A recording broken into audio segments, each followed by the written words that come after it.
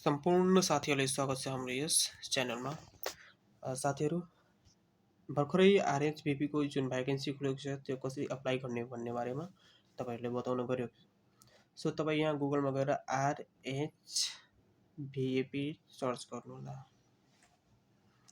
यति सर्च गरिसकेपछि .mld.gov.np मा चाहिँ क्लिक गर्नुहोला। ल यहाँ ओपन गरिसकेपछि तपाईँहरूले देख्न सक्नुहुन्छ यो कम्पनी यो चाहिँ प्रोजेक्टको साइट ओपन हुन्छ र यहाँबाट चाहिँ तपाईँहरूले सिम्पली आवेदन दिन सक्नुहुन्छ। सो यो तीनवटा लाइनमा चाहिँ क्लिक गरेर अनलाइन आवेदनमा चाहिँ क्लिक गर्नुहोला। यति गरिसकेपछि यहाँ चाहिँ अनलाइन भ्याकेन्सीको अर्को पेज चाहिँ खुल्छ, जुन कि यहाँ लुम्बिनी प्रदेशमा कतिवटा भ्याकेन्सी खुलेको छ, कर्णालीमा चाहिँ कतिवटा खुलेको छ, सुदूरपश्चिममा चाहिँ कतिवटा खुलेको छ। यहाँबाट चाहिँ भ्यू जबमा गरेर हेर्न सक्नुहुन्छ। सो तपाईँहरूले चाहिँ यहाँबाट अफिसर लेभलको, असिस्टेन्ट लेभलको भ्याकेन्सीहरू चेक गर्न सक्नुहुन्छ। ल यदि अप्लाई गर्नु छ भने यो यहाँ माथि चाहिँ जानुहोला, अप्लाई नाउ भनेको छ, यहाँ क्लिक गर्नुहोला। अप्लाई नाउमा क्लिक गरिसकेपछि यहाँ चाहिँ तपाईँ देख्न सक्नुहुन्छ वेलकम ब्याक, यहाँ रेजिस्टर गर्नको लागि भनेको छ। यदि तपाईँहरू नयाँ हुनुहुन्छ, भर्खरै अप्लाई गर्दै हुनुहुन्छ भने यहाँ रेजिस्टरमा चाहिँ क्लिक गर्नुहोला, रेजिस्टर हियर। ल यति गरिसकेपछि तपाईँ चाहिँ एउटा इमेल आइडी, इमेल एड्रेस हाल्नु होला, त्यसपछि फोन नम्बर, यहाँ चाहिँ आफ्नो इमेल आइडी हाल्नु होला, यता चाहिँ phone number, active phone number, यहाँ चाहिँ जेन्डर चाहिँ सिलेक्ट गर्नु होला, यहाँबाट चाहिँ मेल हो भने मेल, फिमेल हो भने फिमेल सिलेक्ट गर्नु होला, र इथनिसिटी चाहिँ कुन हो, यदि मधेसी हो भने मधेसीमा क्लिक गर्नु होला, दलित हो भने दलित, थारू, मुस्लिम, यो हेरेर चाहिँ यहाँबाट सिलेक्ट गर्नु होला। अर्को चाहिँ तपाईँ पासवर्ड एउटा सेट गर्नु होला, एउटा नयाँ पासवर्ड राख्नु होला यसमा। ल यति गरिसकेपछि तपाईँ चाहिँ रेजिस्टरमा क्लिक गर्नु होला। तबसम्म यो फिल गरेर फेरि म देखाउने छु साथीहरू। ल साथीहरू, यति हालिसकेपछि तपाईँ चाहिँ रेजिस्टरमा क्लिक गर्नु होला। रेजिस्टरमा हालिसकेपछि यहाँ तपाईँ देख्न सक्नुहुन्छ रेजिस्ट्रेसन सक्सेसफुल भएको छ। सो यहाँ चाहिँ के गर्नु होला, आफ्नो इमेल एड्रेस र भर्खरै जुन पासवर्ड क्रिएट गर्नुभयो त्यो पासवर्ड चाहिँ यहाँ हाल्नु होला। सो म यता अलरेडी मैले हालिसकेको छु र सेभ पनि गरिसकेको छु गुगलमा। सो यहाँ तपाईँ देख्न सक्नुहुन्छ लगइन भइसकेको छ है। ल यतिसम्म चाहिँ तपाईँहरूले गर्नुहोला। लगइन गरिसकेपछि सर्वप्रथम तपाईँहरूले चाहिँ आफ्नो प्रोफाइललाई चाहिँ कम्प्लिट गर्नुहोला। पुरै प्रोफाइल कम्प्लिट गरिसकेपछि मात्र भ्याकेन्सी चाहिँ अप्लाई गर्नुहोला है। ल यहाँ चाहिँ लुम्बिनी प्रदेशबाट, कर्णाली प्रदेशबाट, सुदूरपश्चिम कुनबाट अप्लाई गर्नु चाहनुहुन्छ त्यो चाहिँ पछि गर्नुहोला। पहिला चाहिँ आफ्नो प्रोफाइल सेटअप गर्नुहोस्। प्रोफाइल सेटअप गर्नको लागि सबभन्दा पहिला चाहिँ तपाईँ यहाँ पर्सनल डिटेल भन्ने एउटा छ, त्योमा चाहिँ जानु होला। यो पर्सनल डिटेल भन्ने छ, यहाँ चाहिँ क्लिक गर्नु होला। पर्सनल डिटेलमा गइसकेपछि यहाँ चाहिँ तपाईँहरूले यो नेपालीमा चाहिँ पुरै नेम जसमा स्टार लागेको छ त्यो एकदम कम्पलसरी हो साथीहरू, त्यो हाल्नै पर्छ। नेपालीमा चाहिँ लेख्नु होला। त्यसपछि यहाँ इङ्ग्लिसमा डेट अफ बर्थ हाल्नु होला। त्यसपछि एज, जेन्डर, यो सब क्लिक गर्नु होला है। यो सब क्लिक गरेर चाहिँ ओपन गरेर फिलअप गर्नु होला। त्यसपछि यहाँ नम्बर हुन्छ अलरेडी, आफ्नो फ्यामिली डिटेलहरू चाहिँ हाल्नु होला र पर्मानेन्ट एड्रेस रहेको छ, पर्मानेन्ट एड्रेस पनि यहाँ चाहिँ हाल्न नबिर्स्नु होला, यो पर्मानेन्ट एड्रेसहरू।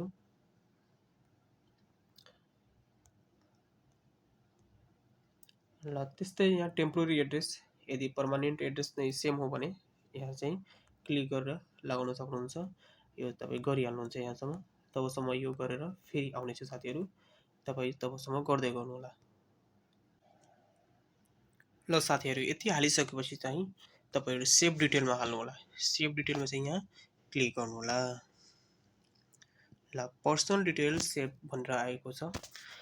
यो चाहिँ के भयो, हाम्रो यहाँ देख्न सक्नुहुन्छ पर्सनल डिटेल चाहिँ के लागेको छ, ब्लू टिक लागेको छ, यानि कि कम्प्लिट भइसकेको छ। अब चाहिँ तपाईँ एजुकेसनमा कम्प्लिट गर्नुपर्ने छ।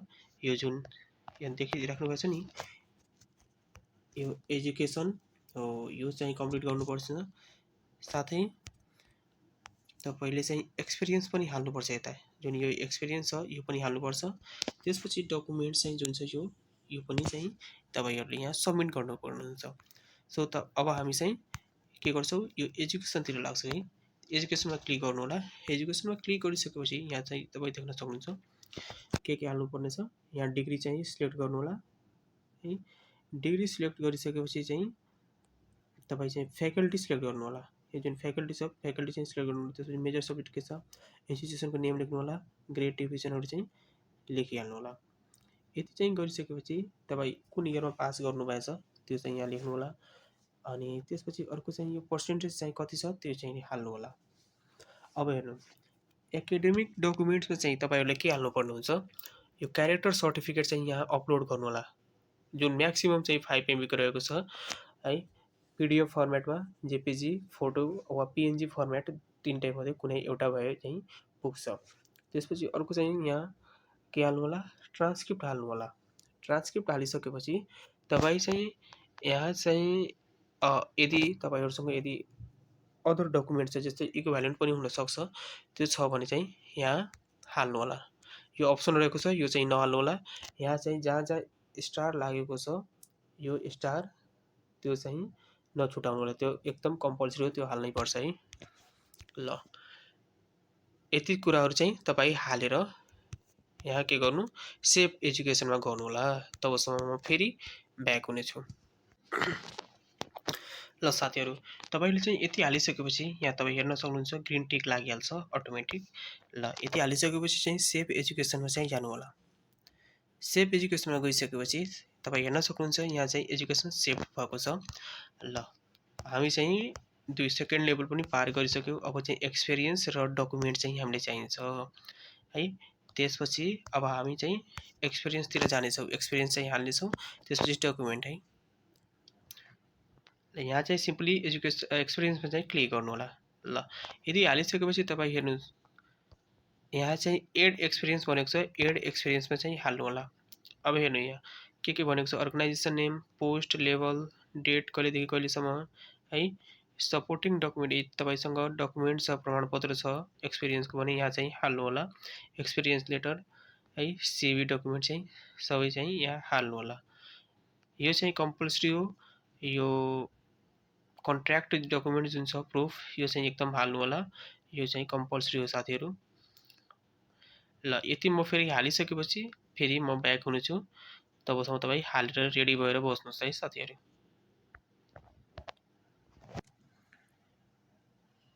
ओके साथीहरू, यो एक्सपिरियन्स हालिसकेपछि यहाँ एक्सपिरियन्स हालिसकेपछि चाहिँ ब्याकमा गर्नु होला है। ल यहाँ चाहिँ हेर्न सक्नुहुन्छ एक्सपिरियन्स भइसक्यो है, एजुकेसन भइसक्यो, पर्सनल डिटेल भइसक्यो। अब चाहिँ डकुमेन्ट भनेको छ।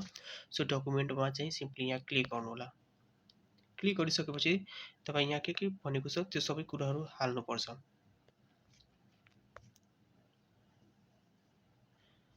ल यहाँ के भनेको छ कि जुन ठाउँमा चाहिँ स्टार लागेको छ, जहाँ जहाँ स्टार लागेको छ त्यो चाहिँ अनिवार्य भर्नै पर्छ, राख्नै पर्छ है साथीहरू। ल यहाँ प्रोफाइल पिक्चर आफ्नो हाल्नु होला। त्यसपछि सिग्नेचरको चाहिँ फोटो हाल्नु होला है। र यति हालिसकेपछि यहाँ फेरि भनेको छ सिटिजनसिप, यानि कि नागरिकताको अगाडिको भाग चाहिँ यहाँ हाल्नु होला। नागरिकताको अगाडिपट्टिको भाग चाहिँ यहाँ हाल्नु होला है। ब्याक साइड चाहिँ यतापट्टि हाल्नु होला है। यति हालिसकेपछि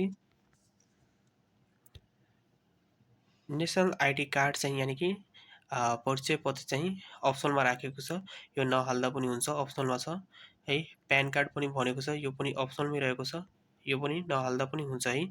जुन कम्पल्सरी भनेको छ, म्यान्डेटरी जुन छ त्यो मात्र हाल्नु होला है साथीहरू। ल यो सब पनि म हालेर तपाईँले देखाउने छु। तपाईँ सिम्पली हालिहाल्नुहुन्छ, यसो फोटो हाल्नु छ, सिग्नेचर हाल्नु छ, यो चाहिँ तपाईँले थाहै नहोला। तबसम्म भिडियोलाई पज गरिदिइरहेको छु। ल साथीहरू, यति कुरा चाहिँ मैले हालिसकेको छु। Profile, signature, citizenship front and citizenship back हालिसकेको छु। तपाईँहरू चाहिँ हालिसकेपछि सेभ डकुमेन्टमा क्लिक गर्नु होला। सेभ डकुमेन्टमा क्लिक गरिसकेपछि तपाईँहरू यहाँ देख्न सक्नुहुन्छ अब चाहिँ तपाईँहरूले चाहिँ यहाँबाट सिम्पली अप्लाई गर्न सक्नुहुन्छ। ल सबै तपाईँको यो प्रोफाइल कम्प्लिट भइसकेपछि personal detail, education, experience document complete भइसकेपछि यहाँ तपाईँ कुन प्रदेशबाट अप्लाई गर्दै जानुहुन्छ। यदि लुम्बिनीबाट हो भने लुम्बिनीमा चाहिँ यहाँ भ्यू जबमा गर्नुहोला। कर्णालीबाट हो भने कर्णालीमा चाहिँ, सुदूरपश्चिमबाट हो भने सुदूरपश्चिममा। ल साथै तपाईँ यहाँ देख्न सक्नुहुन्छ 100% भइसकेको छ। अब म तपाईँहरूले ढिलाइ नगरिकन डाइरेक्ट अप्लाई गर्न चाहिँ सिकाइदिन्छु। भ्यू जबमा जानु होला। लुम्बिनी प्रदेशबाट म गरिरहेको छु भने भ्यू जबमा चाहिँ जानु होला। यहाँ क्लिक गरिसकेपछि तपाईँ देख्न सक्नुहुन्छ यहाँ सम्पूर्ण भ्याकेन्सीहरूको डिटेल आएको छ।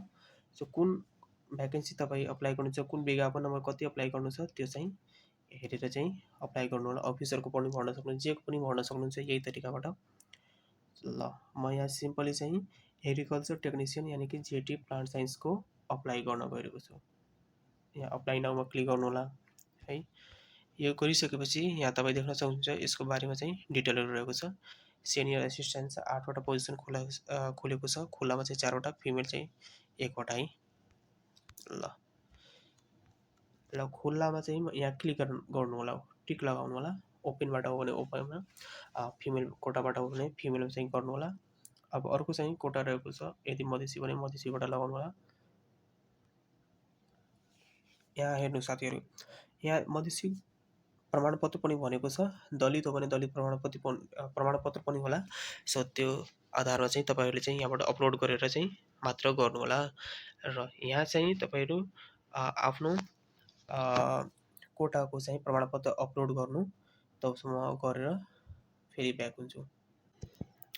ल साथीहरू, यति हालिसकेपछि तपाईँ चाहिँ मधेसी प्रमाणपत्र मैले चाहिँ हालिसकेको छु। तपाईँ पनि आफ्नो प्रमाणपत्र हाल्नु होला र सिभी एउटा बनाएर चाहिँ एकदम राम्रो सिभी बनाएर हाल्नु होला, जुन कि तपाईँको एक्सपिरियन्स सबै कुराहरू चाहिँ त्यो सिभीमा होस् भनेर चाहिँ त्यो सिभी चाहिँ एकदम राम्रो बनाएर हाल्नु होला। ल लास्टमा चाहिँ यहाँ कन्फर्म एन्ड सबमिट एप्लिकेसन भनेको छ। यहाँ चाहिँ कन्फर्म एन्ड सबमिटमा क्लिक गर्नु होला।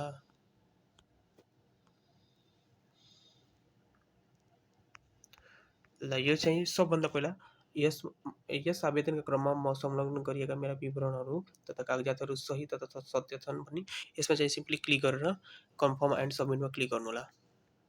ल प्रोसेसिङ हुँदैछ। ल यो मैले चाहिँ एप्लिकेसन अप्लाई गरिसकेको छु एग्रिकल्चर टेक्निसियनको। यहाँ चाहिँ हेर्न सक्नुहुन्छ। यदि भेरिफाई भयो भने यहाँ पेन्डिङको सट्टा चाहिँ भेरिफाइड लेख्छ है। यसरी चाहिँ तपाईँहरूले सिम्पली मोबाइलबाट, आफ्नै मोबाइलबाट अप्लाई गर्न सक्नुहुन्छ। र तपाईँहरूले कुनै समस्या पऱ्यो भने अप्लाई गर्न तपाईँहरूलाई झ्याउ लागिरहेछ भने, गाह्रो भइरहेछ भने हामीलाई चाहिँ सम्पर्क गर्न सक्नुहुन्छ। हाम्रो फेसबुक पेजमा जोइन हुन सक्नुहुन्छ। डाइरेक्ट तपाईँ हामीलाई इनबक्स गरेर पनि सम्पर्क गर्न सक्नुहुन्छ। सो तपाईँलाई भिडियो कस्तो लाग्यो, जस्तो लाग्यो त्यस्तै चाहिँ प्रतिक्रिया दिनुहोला। भिडियोलाई लाइक गरेर च्यानललाई चाहिँ सब्सक्राइब गरिदिनु होला है। हस् साथीहरू, धन्यवाद।